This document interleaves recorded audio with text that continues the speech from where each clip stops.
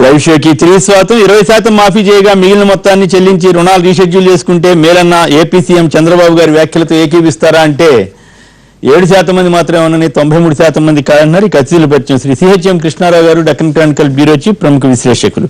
Doctor Nagam Janardhan Reddy గారు, senior నేత, Bharatiya Janata party senior నేత, అలాగే సుదీర్ఘకాలం మంత్రిగా పనిచేసిన అనుభవశాలి. శ్రీ గండ్ర వెంకటరమణారెడ్డి గారు, మాజీ chief whip, Congress party senior నేత. అలాగే శ్రీ నోముల నరసింహ గారు, సిపిఎం శాసనసభలో సిపిఎం పక్ష నేతగా పనిచేసినటువంటి సీనియర్ నేత, ప్రస్తుతం టీఆర్ఎస్ సీనియర్ నేతగా ఉన్నారు. మొన్న శాసనసభకు టీఆర్ఎస్ పక్షాన్ని పోటీ చేశారు. ఇక ఆసక్తికరంగా తెలంగాణ మంత్రివర్గ విస్తరణ అంతా తమాషా సరదాగా చాలా ఆసక్తికరంగా ఉత్కంఠగరితంగా ఉంది. మొత్తం ఆరుగురికి సంబంధించినటువంటి కథనాలపై రకరకాల విశ్లేషణలు వస్తున్నాయి. మరి ఫిరాయించిన పార్టీ మారినటువంటి తలసాని శ్రీనివాస్ యాదవ్ గారికి మంత్రి పదవి ఇవ్వడం కానీ ఇతరత్ర కానీ చాలా ఈ సన్నివేశం రసోత్తరంగా ఉంది.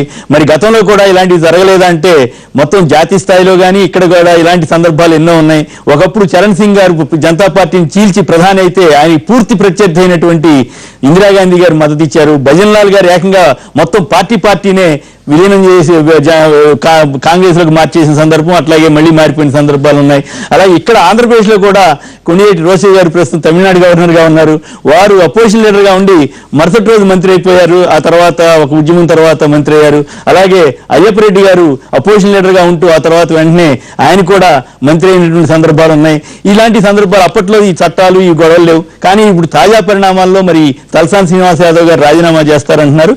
సో ఈ పరిణామాలపైన రాజకీయ పార్టీలో నేతలు మాట్లాడడానికి ముందుగా కృష్ణారావు గారు వారి విశ్లేషణ ఇస్తారు. ఒకటి ఏంటంటే మనకు ఉన్నటువంటి రాజ్యాంగ నిబంధనల ప్రకారం 18కి మించి తెలంగాణ మంత్రివర్గం ఉండడానికి వీల్లేదు. ఇప్పటికి ముఖ్యమంత్రి గారితో కలిసి 12 మంది ఉన్నారు. సో 6 ఖాళీల్లో ఆయన భర్తీ చేస్తున్నాడు. ఒకటి ఏంటంటే ఇప్పటికి 6 నెలలు దాటిపోయింది ప్రభుత్వం వచ్చి. ఒక మహిళ కూడా లేకుండా ఇప్పుడు ఉన్న పత్రికల్లో వస్తున్న వార్తల ప్రకారం చూస్తే మొత్తం మిగతా 6 కూడా మగవాళ్ళతోనే నింపుతున్నాడు ఆయన. అంటే మొత్తం మంత్రివర్గంలో ఒక మహిళ లేకుండా ఆయన అంటే మహిళలు మీకు మంత్రి పదవి చేపట్టడానికి అర్హులు కారు అన్న సంకేతంలో ఉంది. ఆయన ఇప్పుడు తర్వాత చేస్తానంటే మీతో నాతో అలా వాళ్ళు కలిసినప్పుడు తర్వాత చేస్తానని అంటే మొదటిసారి కానీ రెండోసారి విస్తరణలో కానీ ఓ మహిళలకు కూడా ప్రాతినిధ్యం లేనికుండా ఈ కేబినెట్ ఉండడం అనేది అది ఎంతవరకు సమంజసం ఆయనకే తేలాలి. అది ఒక ఆస్పెక్ట్. రెండో ఆస్పెక్ట్ ఏంటంటే ఈయన రాజకీయ పరంగా కొంచెం హెవీ వెయిట్స్ ఇవాళ అనుకున్న 6 దాదాపు 4 అంతకుముందు మాజీ మంత్రులుగా పనిచేశారు. కొంచెం బాగా హెవీ వెయిట్స్, కేసీఆర్ కన్నా మించిన అనుభవశాలు మంత్రివర్గంలో వాటిలో చేసిన వాళ్ళు ఉన్నారు కాబట్టి సరే ఆ విధంగా ఆయన వెయిట్ వస్తుంది మన ప్రతి జిల్లాలోనూ అని. మహబూబ్నగర్ జిల్లాకి అసలు ఎటువంటి రిప్రజెంటేషన్ లేదు. అక్కడ ఇప్పుడు 2 తీసుకుంటున్నాడు అనుకుంటా, లక్ష్మారెడ్డి గారు, జూపల్లి గారిని. సో ఇలాగ అదొకటి. ఖమ్మం జిల్లాలో తుమ్మల నాగేశ్వరరావు గారు వచ్చారు కాబట్టి ఆయన చేసుకుంటున్నాడు. సో మొత్తాన్ని 10 జిల్లాలకి ప్రాతినిధ్యం అది బాగానే ఉంటుంది. హైదరాబాద్కి ఉన్న 3 కాకుండా ఇంకో ఆయన కూడా పెట్టి తలసాని శ్రీనివాస్ యాదవ్ గారిని తీసుకుంటున్నాడు. ఓకే. ఇందాక మీరు ప్రస్తావిస్తూ కొన్ని విషయాలు చెప్పారు, చరణ్ సింగ్ది, ఇందిరాగాంధీ గారిది, అయ్యప్ప రెడ్డి గారిది, రోసయ్య గారిది. అది వీటికి చాలా మేజర్ డిఫరెన్స్ ఉంది. అసలు అవినీతి ఫిరాయింపు నిరోధక చట్టం అనేది రానప్పుడు జరిగిన వ్యవహారాలు అవన్నీ జరిగిన తర్వాత కూడా మీరు కొన్ని పార్టీలు మెర్జ్ అయ్యి, ఇప్పుడు ప్రజారాజ్యం పార్టీ మెర్జ్ అయింది. మెర్జ్ అయిన తర్వాత కొంతమంది పదవులు వచ్చాయి. అది రాజ్యాంగపరంగా జరిగింది. అలా కాకుండా ఇప్పుడు ఈ ఒక్క దాంట్లో ఇవాళ ఉన్న పరిస్థితి చూస్తే శ్రీనివాస్ యాదవ్ గారు, ఆయనతో పాటు 2 తెలుగుదేశం వాళ్ళు, 4 కాంగ్రెస్ వాళ్ళు, 2 బీఎస్పీ వాళ్ళు, 1 ఇండిపెండెంట్, మొత్తం దాదాపుగా ఒక 10 మంది ఇంట్లో పార్టీలో ఫిరాయించారు. ఇంతకు ముందు ఏంటంటే లోపాయికారికి ఏదో ఇళ్లలో జరిగేది ఏదో చేరినట్టుగా గండ్రంగరెడ్డి గారి బాగా తెలిసి ఈయన కొంచెం పట్టుకొచ్చేవాడు, అదేదో అలా జరిగే పట్టుకొచ్చేవాడా. కొందరు చేరినప్పుడు ఆయన రాజశేఖర రెడ్డి గారికి ఎంతైనా ముఖ్య అనిచాడు. అదేదో లోపాయికారిగా జరిగేది, చీకటి మాటిన వ్యవహారాలు ఏదో ఇలాగా. ఇది అలా కాకుండా ఆయన మండువాలో పిలిచి కండువాలు వేసి ఇలాంటి కార్యక్రమాలన్నీ చేసి వీళ్ళందరూ ప్రకటనలు ఇచ్చి ఇలాంటి రికార్డుగా వాళ్ళందరూ చెప్పడం, స్టేట్మెంట్లు ఇవ్వడం, ఇవన్నీ కూడా జరిగాయి. ఇప్పుడు వీళ్ళందరినీ చేర్చుకుని ఇవాళ వీళ్ళల్లోంచి ఒకరిని తీసి శ్రీనివాస్ యాదవ్ గారికి మంత్రి పదవి ఇవ్వడం అంటే, ఉదాహరణకి ఈయన మంత్రివర్గంలో ఎవరైనా చేరొచ్చు. మంత్రివర్గం is different entity from the legislature party. మంత్రివర్గంలో నన్ను ఎవరిని పడితే వాళ్ళని చేర్చుకోవచ్చు. దానికి ఉన్న అర్హతల్లో సభ్యుడు కాకపోతే 6 నెలల్లో ఏదో సభలో సభ్యుడు కావడం అనేది. ఈ పార్టీ వాడే ఉండాలి, ఆ పార్టీ వాడే ఉండాలని లేదు. ఇప్పుడు కోalition మినిస్ట్రీలో రకరకాల పార్టీలు ఉంటారు. అక్కడ ఎన్డీఏ కానీ, యూపీఏ కానీ, ఇవన్నీ అంటే స్థూలంగా సో ఇటు అయినప్పుడు ఇక్కడ అసలైంది ఏంటంటే ఇక్కడ నైతికత అనేది ఒకటి ఉంటుంది. ఈ నైతికతలో ఇవాళ శ్రీనివాస్ యాదవ్ గారు ఐ థింక్ మన లైవ్ షో అయిపోయే టైంకి ఆయన లైవ్ షో మొదలుపెట్టి ఆయన ఏదో రాజీనామా ప్రకటిస్తారన్నారు. ప్రెస్ కాన్ఫరెన్స్ ఉందో పెట్టాడు 8:30కి. అయితే అది ఎలా ఉంటుందంటే అంటే ఆయన మంత్రి పదవి వస్తుంది కాబట్టి ఆయన నైతికత పాటించాలి కాబట్టి ఇవాళ రాజీనామా చేస్తా అంటున్నాడు. మళ్ళీ ప్రత్యక్ష ఎన్నికల్లో పోటీ చేసి మళ్ళీ గెలుస్తా అంటున్నాడు ఉప ఎన్నికల్లో. ఓకే, అది బాగానే ఉంది. దానం నాగేంద్ర గారి పద్ధతిలో ఇట్స్ ఎ గుడ్. దానం నాగేంద్ర చేయగలిగిపోయింది అప్పుడు. అది వేరు, ఓడిపోవడం వేరు. అది ఒక నైతికతకు సంబంధించి అటువంటిది మంచిది. కానీ మరి ఇదే సూత్రం 9 మందికి వర్తిస్తుంది కదా, చేరిన వాళ్ళందరికీ.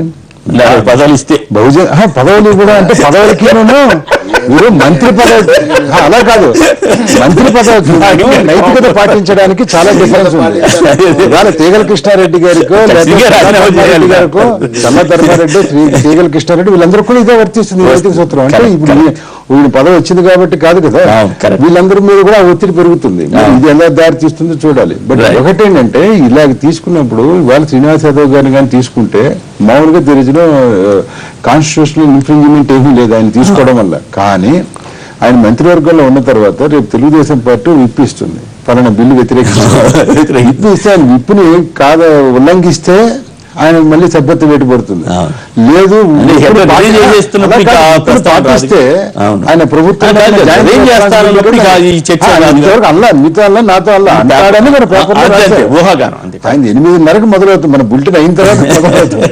సో అప్పటిదాకా ఆయన ఏంటంటే అది ఆయన చాలా ఇబ్బంది. అది ప్రభుత్వంలో ఉంటూ జాయింట్ రెస్పాన్సిబిలిటీ ఆయన ఓటు ఫైనల్ గా అది సార్ అదొక ఆస్పెక్ట్. ఫైనల్ గా ఈ మంత్రివర్గంతో కేసీఆర్ బాగా బలపడ్డట. అంటే చెప్తున్నాగా, ఇందాకే చెప్పే కదా మీకు మంచి బలమైన వాళ్ళందరినీ తీసుకొచ్చి పెట్టుకున్నాడు ఆయన.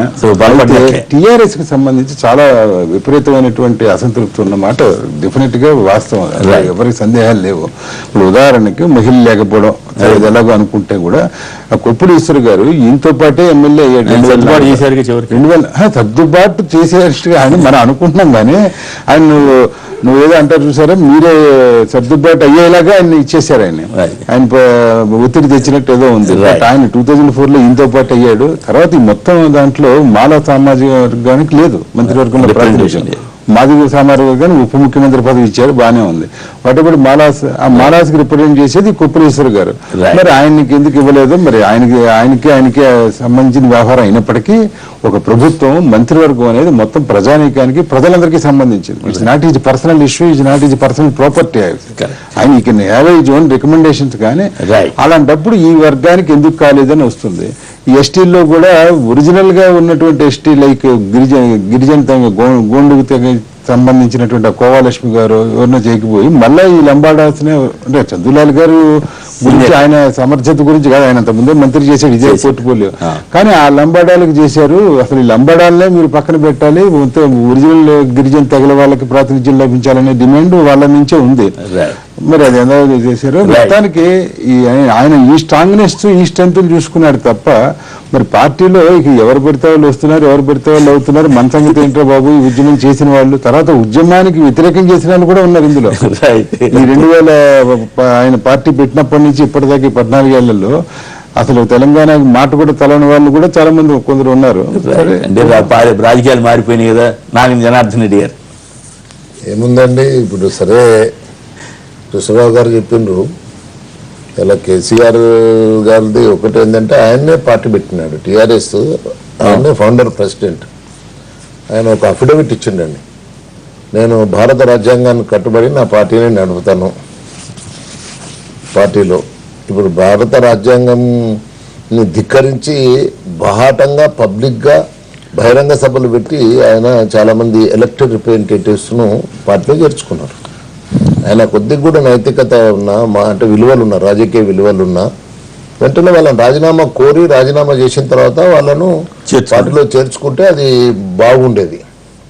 ఇంకో రెండో విషయానికి వస్తే నాకు బంగారు తెలంగాణ చేస్తాని ఆయన చెప్తా ఉన్నాడు కదా, పదే బంగారు తెలంగాణ అని మాట్లాడుతూ ఉన్నాడు. ఇవి ఆయన నోటుకుంటేనే అంటే 100 సార్లు చెప్పినారు టీడీపీ అంటే తెలంగాణ ద్రోహుల పార్టీ. మళ్ళీ తెలంగాణ ద్రోహుల పార్టీకెళ్ళి పోటీ చేసి గెలిచి ఎమ్మెల్యేలు అయిన వాళ్ళు, తెలంగాణ ద్రోహుల పార్టీలో పోటీ చేసి ఓడిపోయిన వాళ్ళు, ఇలా ఆహ్వానించి వాళ్ళను మంత్రి పదవుల్లో తీసుకుంటున్నట్టు నాకు నాగేశ్వరరావు గారు, తుమ్మల నాగేశ్వరరావు చాలా మంచి మిత్రుడే.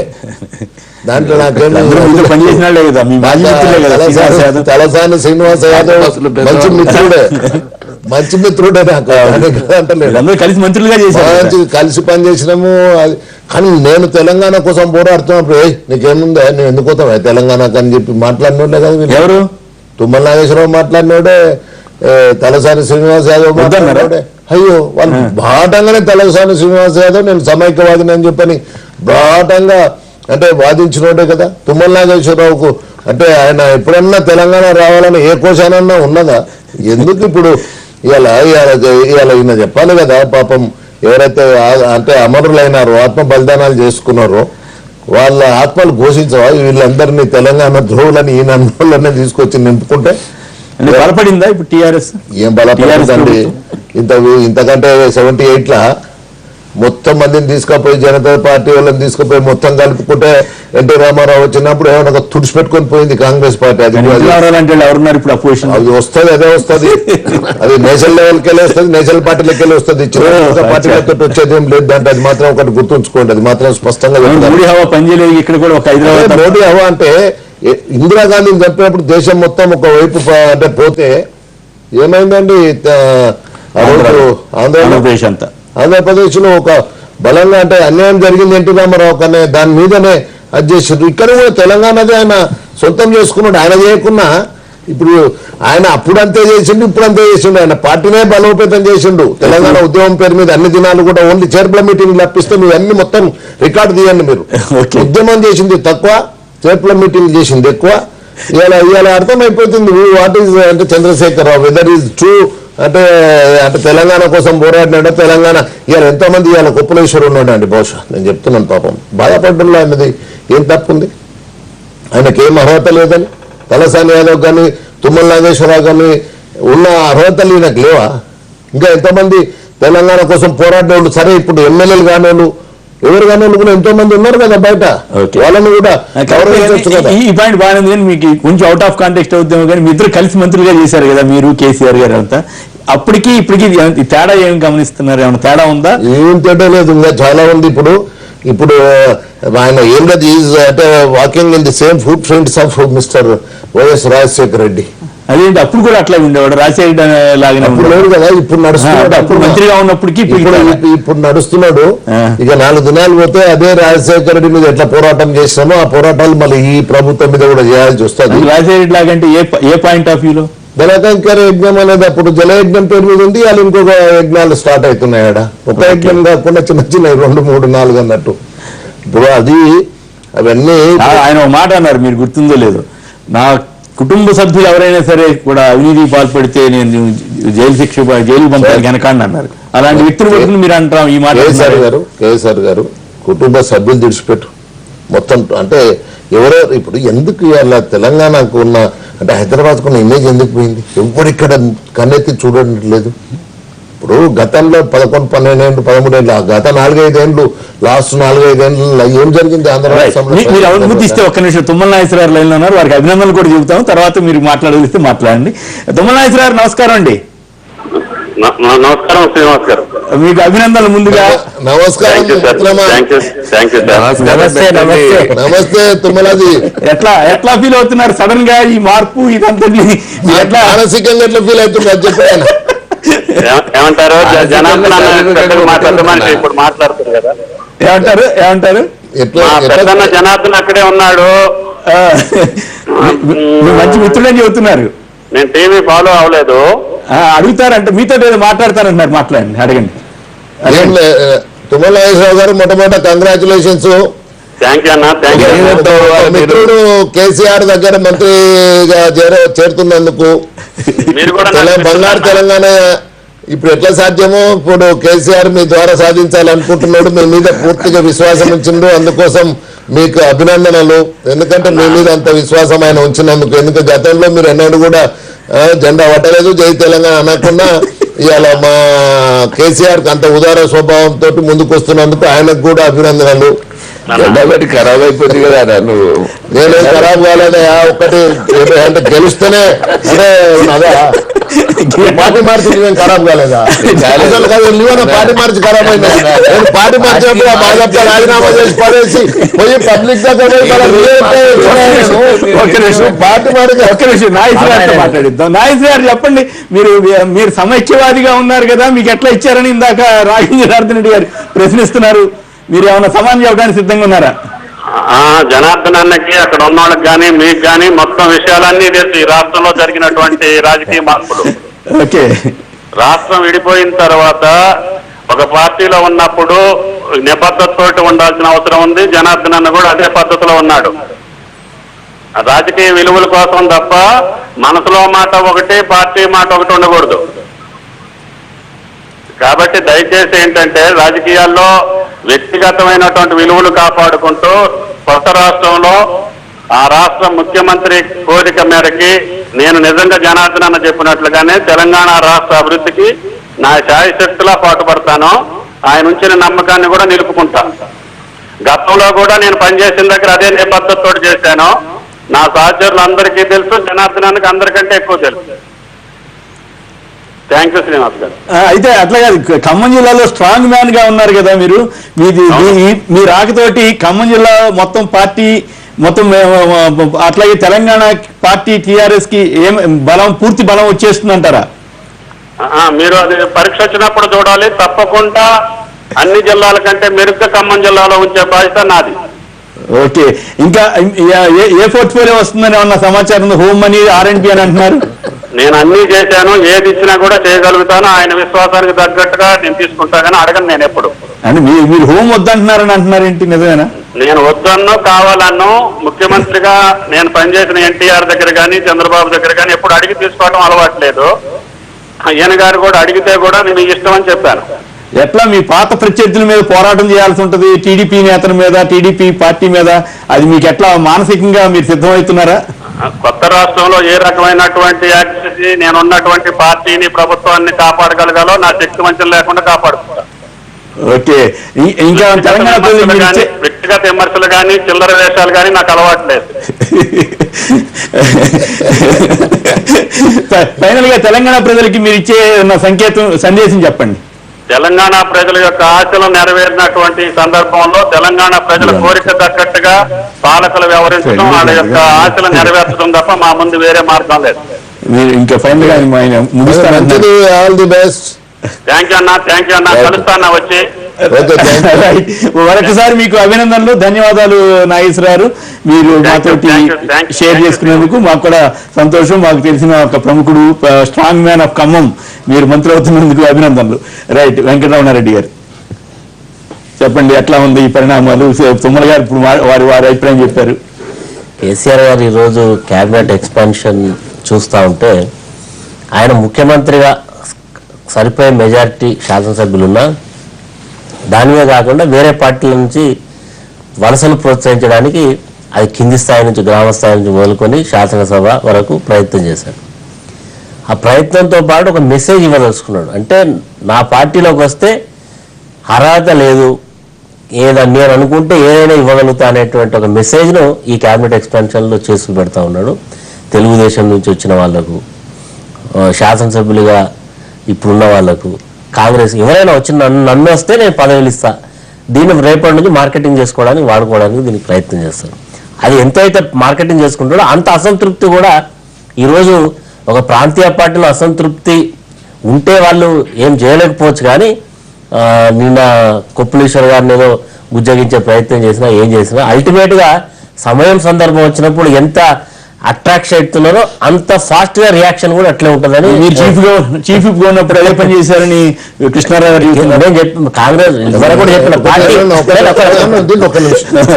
ఇప్పుడు అప్పుడు రాజశేఖర రెడ్డి అప్పుడు ఈ 10 మంది టీఆర్ఎస్ వాళ్ళు దాంట్లోకి పోయినా, 26 వెళ్ళి 10 మంది పోయినా, 9 మంది పోయినా, వాళ్ళకి అప్పుడు కండువాలు కప్పడము, వాళ్ళు అవుట్ రైట్ గా బయటకు వచ్చి పబ్లిసిటీ లేదు.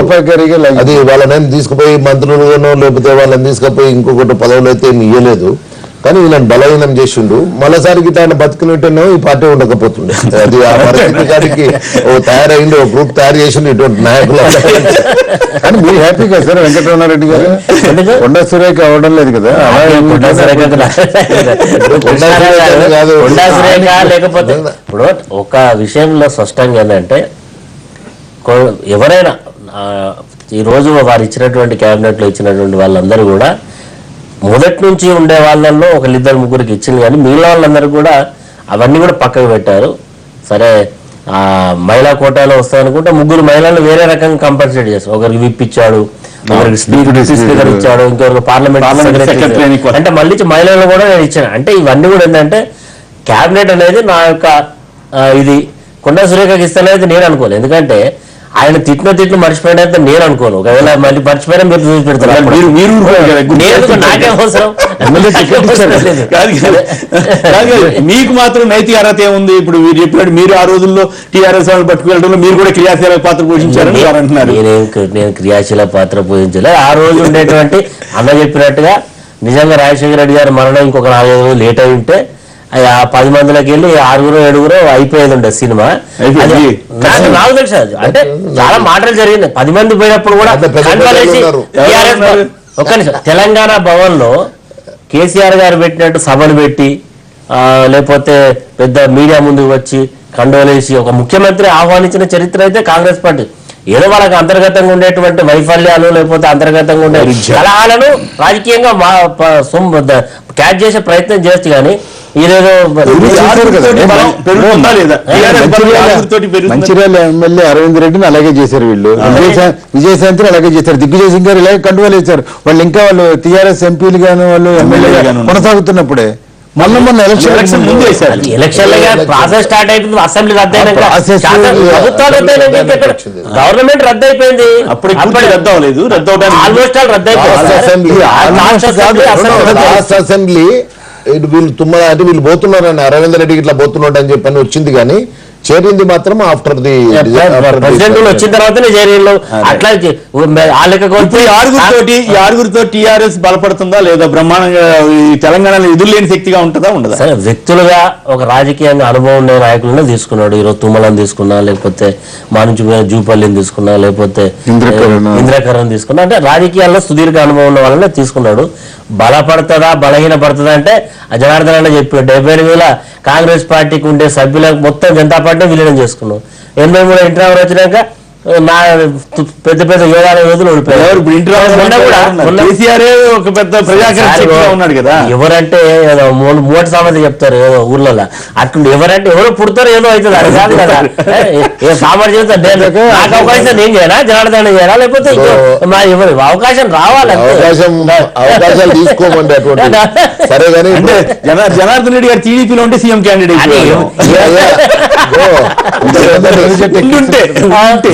బీజేపీలో కూడా అవుతాడే మరి ఎక్స్పెక్ట్ చేయొచ్చు. గారు కొన్ని రాజకీయ నైతిక విలువలు దాంట్లో ఒకవేళ దాంట్లో ఉండింటేనా లేకుంటేనా నన్ను సస్పెండ్ చేసినాకనే కదా బయటకు వచ్చింది. సమాధానం చెప్పండి, ఎంతవరకు బలపడతారు? అయితే మొత్తం మీద స్థూలంగా చూస్తే మొదటి టీఆర్ఎస్ 6 వల్ల బలపడుతున్న ఇంప్రెషన్ లోనే ఉన్నట్టున్నారు అందరూ. ఈరోజు సరే మాట్లాడినటువంటి పెద్దలు చాలా అన్ని కోణాల నుంచి విశ్లేషించి చెప్పింది మాత్రం వాస్తవమే, కానీ కొన్ని విషయాలను మనం పూర్తి స్థాయిలో అర్థం చేసుకొని మొత్తం జీర్ణించుకొని ఉన్న వాళ్ళం. ఇంట్లో ఎవరో గురువింజ మొత్తం నేను అంతా ఎర్రగుందని ముచ్చట చెప్తుంది, కానీ ఉందా? నేను ఏమంటున్నానంటే ఈరోజు మినిస్ట్రీ అనేది ఎవరికి సంబంధించింది? ముఖ్యమంత్రి గారికి సంబంధించినటువంటిది, రాష్ట్రానికి సంబంధించిన పరిపాలనకు సంబంధించింది. ఎవరిని ఏ రకంగా ఎట్లా అకామిడేట్ చేసుకోవాలని కావాల్సినటువంటి అంశం అది.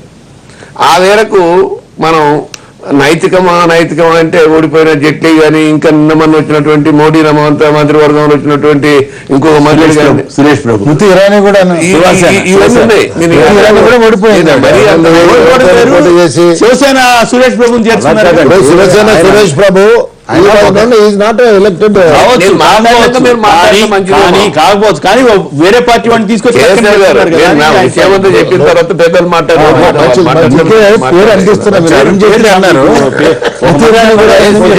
ఎందుకంటే ఉన్నటువంటి ఆ పేర్లకు సంబంధించి ఉన్నటువంటి పరిస్థితిని బట్టి ఇంతకుముందు ఈ రోజు ఉన్నటువంటి గవర్నమెంట్ ఆఫ్ ఇండియాలో మోడీ గారు చేస్తున్నది ఒక రకమా, ఎవరు అతిథులు కాదనేది అక్కడ అవపడుతుంది. పార్టీ మారిన తర్వాత ఇవ్వకపోవడానికి నైతిక విలువలు అంటే 6 దశాబ్దాలకు ముందు నైతిక విలువలు చూద్దాము, 6 దశాబ్దాల తర్వాత నైతిక విలువలు చూద్దాము, ఆ రోజు ఉన్నటువంటి మీడియా మేనేజ్మెంట్ చూద్దాము, ఆ రోజు ఉన్నటువంటి పెయిడ్ వార్తలు చూద్దాము, ఈ రోజు ఉన్నటువంటి పెయిడ్ వార్తలు చూద్దాము. హైకోర్టు చెప్పినటువంటి మాట, నేను చెప్పిన మాట కాదు అది. అందుకని నైతిక విలువలని అంటే మనం ఒకసారి గమనించాల్సిన అవసరం ఉంది. ఈరోజు కేసీఆర్ గారు అంత ఏదో శూన్యంలో ఉన్నాడు, రేపు వెళ్ళిపోద్దని లొటబిడ పేగులకు నక్కాశ పడ్డదట, కింద కూర్చొని అవి రాలుతాయి తింటానని. రాలేదు కాదు, తినేది కాదు ఇది. అందుకోసం ఉండదండి మాట్లాడిన తర్వాత మీరు డిస్టర్బ్ చేయలేదు కదా. అందుకనే జనార్దన్ రెడ్డి గారు చెప్పేది చాలా ఉంది, అందరూ మారిందని. వారు అంతర్గతంగా పోరాటం చేశారు, నేను అంతర్గతంగా పోరాటం చేసినాను. వారికి తెలుసు, నాది నాకు తెలుసు. నాతో పాటు వస్తున్నటువంటి, నేను ఇంతకుముందు వదిలిపెట్టిన పార్టీ వాళ్ళు నాతో డిబేట్లు వస్తున్నటువంటి మాట, నేను మాట్లాడుతున్నటువంటి మాట, ఎందుకు పాడిన పాట పాడుతు పండ దాసరని మాట్లాడాల్సిన అవసరం లేదు. అయితే ఒకటి కదా వాస్తవంగా. సరే, మిగతా బలపడుతుందా లేదా అనేది ఒక పక్కన పెడితే, కొంతమందిని వేరే పార్టీ వాళ్ళని పదవికి రాజీనామా చేయించి తీసుకుని ఉన్నట్టయితే ఇంకొంచెం గౌరవం ఉండేది కదా. ఆయనే కండువాలు కప్పటం ఇవన్నీ కూడా విమర్శలకు ఆస్కారం ఇచ్చింది కదా. కేసీఆర్ గారు నాకు ఒకటి సమాధానం చెప్పాలి. పాపం వైఎస్ఆర్ కొద్ది రోజులు బతుకుంటే పార్టీనే ఉండకపోవని చెప్తున్నాడు. పాపం వైఎస్ఆర్ కొడుకు మాత్రం జైల్లోనే ఉన్నాడు. ఎవరు పెట్టినారో జైల్లో అంటే ఇంత ద్వంద్వరీత్యా.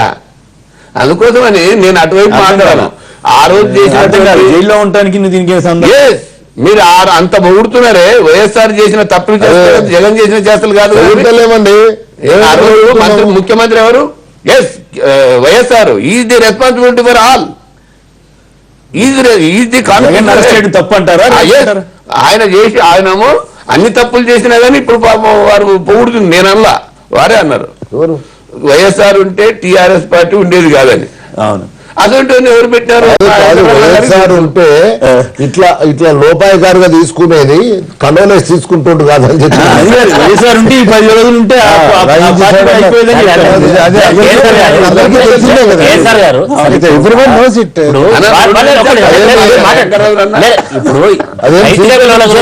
టీఆర్ఎస్ పార్టీ ఎవరెవరు పోయిందో కూడా 5 గంటలకు పోతే 5 గంటలకు పోయి ఎవరు పుష్పగుచ్చాలు ఇచ్చి ఇప్పుడు వాళ్ళ కింద 10 వచ్చిన వాళ్ళు కొంతమంది ఉన్నారు, కొంతమంది ఇది కట్ట వాళ్ళు పడతారు. ఎందుకు ఈ మాట్లాడి డిస్కషన్ చెప్పిపోతలేదు.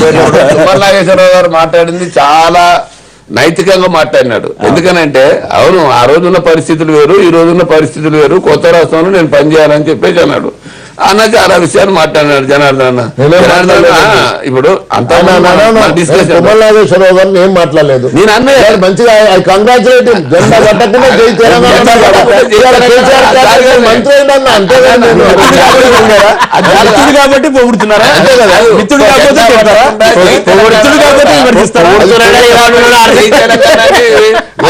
అడ్రస్ లేకుండా పోయినటువంటి పరిస్థితి ఉన్నటువంటి దాన్ని గమనిస్తే ఇది బెటరే కదన్నా. మనం ఏందనంటే జెండా పట్టకుండా జై తెలంగాణ అనుకుంటే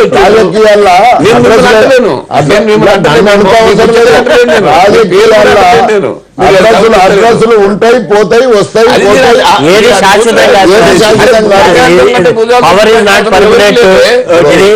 ఇంతకుముందు అంటే ఒక్క నిమిషం సార్, ఇప్పుడు కేసీఆర్ గారు పార్టీ పెట్టినప్పుడు చాలా మందిని కూడా ఎమ్మెల్యేలను తెలంగాణ కొరకు మీరు రమ్మని రమ్మన్నాడు. వచ్చిన వాళ్ళని ఏం చేసాడు, రాజీనామా చేయించి రాజీనామాలు యాక్సెప్ట్ చేయించి మళ్ళీ ఉప ఎన్నికల్లో గెలిపించి తీసుకున్నాడు. అప్పుడు ఉన్నటువంటి తీరుని ఇప్పుడు కూడా అవలంబిస్తే బాగుంటుంది అనేది. 2 సార్లు రాజీనామాలు చేశారు కదా, 1, 2 సార్లు 3 సార్లు చేపించారు కదా. ఇప్పుడు కూడా అదే చేస్తే అయిపోతుంది. జూపల్లి కృష్ణారావు అయినా, మా దగ్గర నుంచి పోయిన రాజే అయినా ఇప్పుడు రాజీనామా చేయాల్సిన అవసరం ఉంది. వాళ్ళు ఆ పార్టీ మీద గెలిచారుగా. అప్పుడు కాదు సార్, అప్పుడు సార్ ఇదే ఇంద్రకరణ్ రెడ్డి మన బై ఎలక్షన్ లో మా పార్టీ టికెట్ మీద గెలిచి పోటీ చేసిండు 2009లో టికెట్ ఇవ్వలేదు కదా.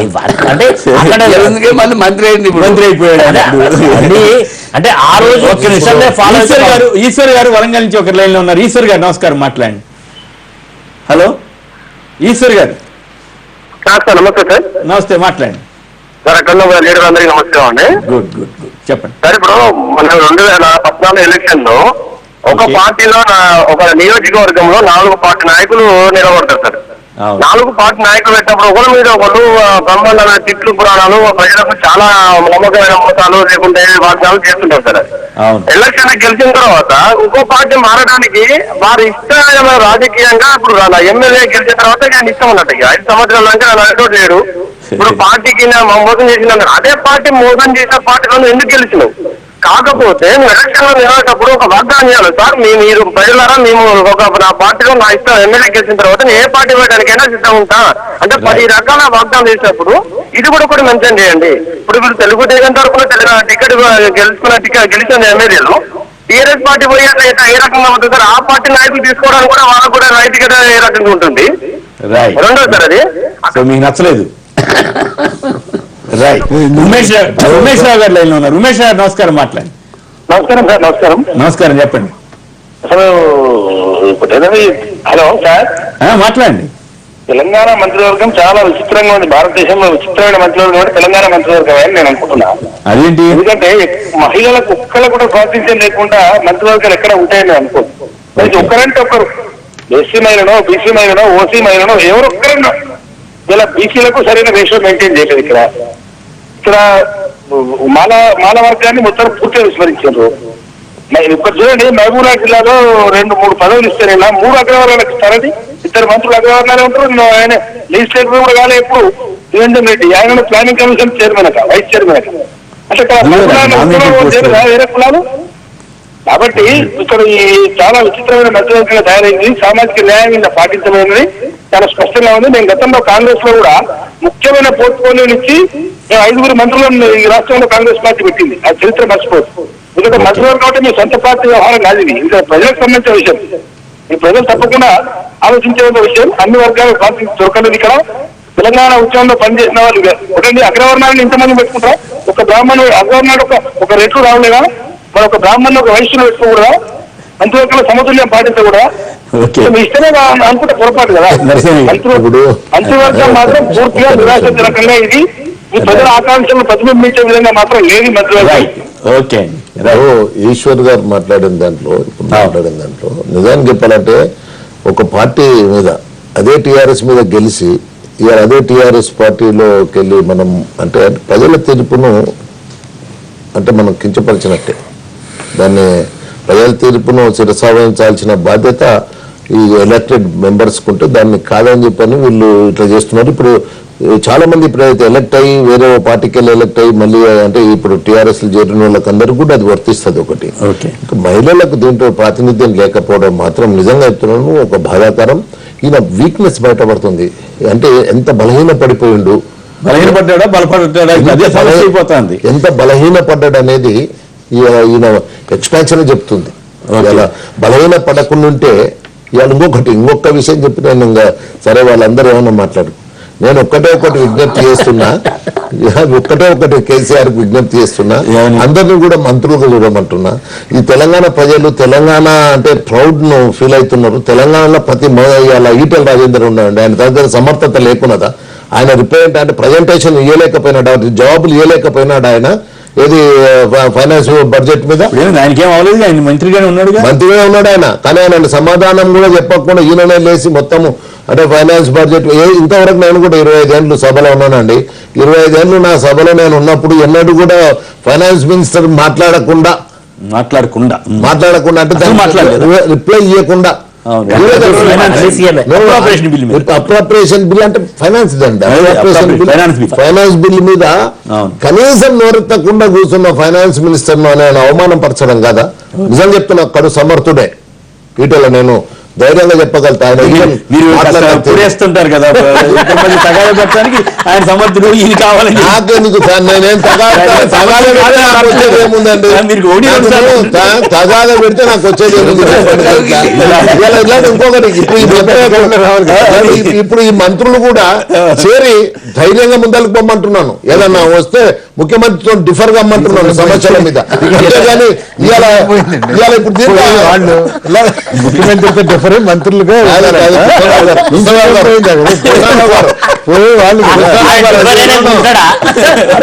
గంటకే ఉన్నాడు ఎవరు తీసేయలేడా, ఎవరు తీసేయలేరు. అంత ఈజీగా ఉన్నది ముఖ్యమంత్రికి కూడా. నేను ఒక్కటే ఏమంటున్నా అంటే మంత్రులుగా పనిచేయాలండి. ఇలా మొన్న అయితే అసెంబ్లీలో మంత్రులందరూ నోరు మూసుకొనే కూర్చున్నారు, ఎవరు దాన్ని ఇప్పుడు కూడా నడుస్తున్నది ముగ్గురే. కొత్త వాళ్ళు వచ్చిన తర్వాత ఎట్లా చూడాలి. నేను అందుకోసం మా మిత్రులను గట్టిగానే మాట్లాడతారు, హెచ్చరిస్తున్నా మా మిత్రులకు. మీకు కూడా ప్రమాదం వస్తుందని. ఆ ప్రమాదం ఉండదు, ఆ ప్రమాద బారిన వడకండి. రైట్, వరంగల్ నుంచి మరొక రైలు ఉన్నారు. హలో, నమస్కారం. మీ పేరు మర్చిపోయాను. రాజశేఖర్ గారు మాట్లాడండి. సార్, ఇప్పుడు కొత్త మంత్రి పదవి వచ్చిన దాంట్లో టీఆర్ఎస్ నుంచి గెలిచిన వాళ్ళు, టీఆర్ఎస్ లో ఉన్న వాళ్ళు ఎవరు పనికిరారా సార్? ఏదో వేరే పార్టీ నుండి వచ్చిన వాళ్ళే చేస్తున్నారు. ఇప్పుడు తుమ్మల నాగేశ్వరరావు గాని, ఇంద్రకరణ్ రెడ్డి గాని, శ్రీనివాస్ యాదవ్ గాని వేరే ఉన్నారా సార్? ఇప్పుడు టీఆర్ఎస్ నుంచి చాలా కష్టపడి వచ్చిన వాళ్ళు, ఎంతో 14 సంవత్సరాల చరిత్రలో ఉన్న వాళ్ళు కూడా ఇవ్వచ్చు కదా సార్? ఓకే, ఇవన్నీ ఎట్లా ఉంటాయంటే పరస్పర వైరుధ్యాలుగా ఉంటాయి. వీళ్ళేమో ప్రభుత్వాన్ని బలపరుచుకోవాలని వీళ్ళ తంటాలు, రెండో వైపు నుంచి ఏమో ప్రజల్లో వచ్చేటి నెగిటివ్ ఫీలింగ్స్. ఈ రెండింటిని బ్యాలెన్స్ చేసుకుంటారు. శ్రీనివాస్ గారు ఒక్కటి చెప్పండి, ఎందుకు అంటే తుమ్మలను తీసుకున్నాడు, ఎందుకు ఎవరిని శ్రీనివాస్ యాదవ్ తీసుకున్నాడు, ఎందుకు వేరే పార్టీలకి వెళ్ళి వచ్చిన వాళ్ళకు ఈ రోజు మంత్రి పదవులు ఇస్తున్నాడు? మీరు కూడా తుమ్మల గారి శభాషం చెప్పారుగా. అదే నేను మా మిత్రుని చెప్పకపోతే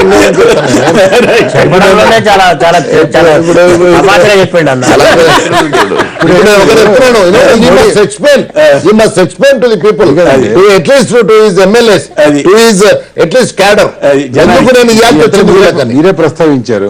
నరేంద్ర మోడీ గారు అది ఎందుకు చేశాడు? సురేష్ ప్రభు విషయంలో శివసేన అది తుమ్మల నాగేశ్వరరావు ఎమ్మెల్యేనా? ఎంపీ కాకుండా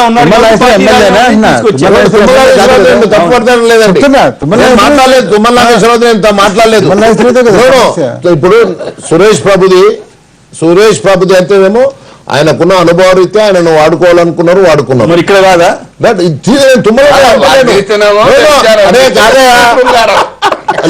ఆయన రెస్పెక్ట్ ఇస్తాడు, ఆయనకు స్వతంత్రత ఇస్తాడు సురేష్ బాబుకు. నీ లేకపోయి మళ్ళా వేరే మంత్రులు లేకపోయి ఈయన అట్లా పడకూడదు అనేది నా మిత్రుడు, అట్లా కాకూడదు అనేది నా ఆకాంక్ష.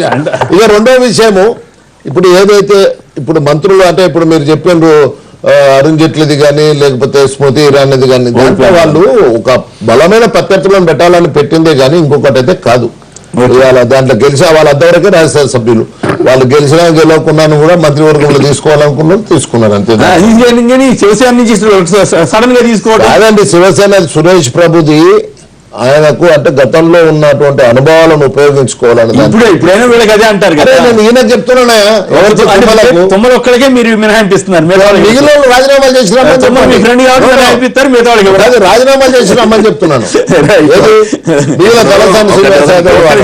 తర్వాత మీరు మాట్లాడదు కానీ 20% మాఫీ చేయగా మిగిలిన మొత్తాన్ని చెల్లించి రుణాలు రీషెడ్యూల్ చేసుకుంటే రైతులకు 6% లాభం జరుగుతుంది, మేలు జరుగుతుందన్న ఏపీ ముఖ్యమంత్రి శ్రీ చంద్రబాబు నాయుడు గారి వ్యాఖ్యలతో ఏకీపిస్తారా అంటే 10% మంది మాత్రమే వారి వ్యాఖ్యలతో ఏకీపిస్తున్నారు, మిగతా 90% మంది కాదంటున్నారు. ఇప్పుడు చిన్న విరామం తర్వాత నరసింహ గారు సమాధానం చెప్తారు. అంటే 10%.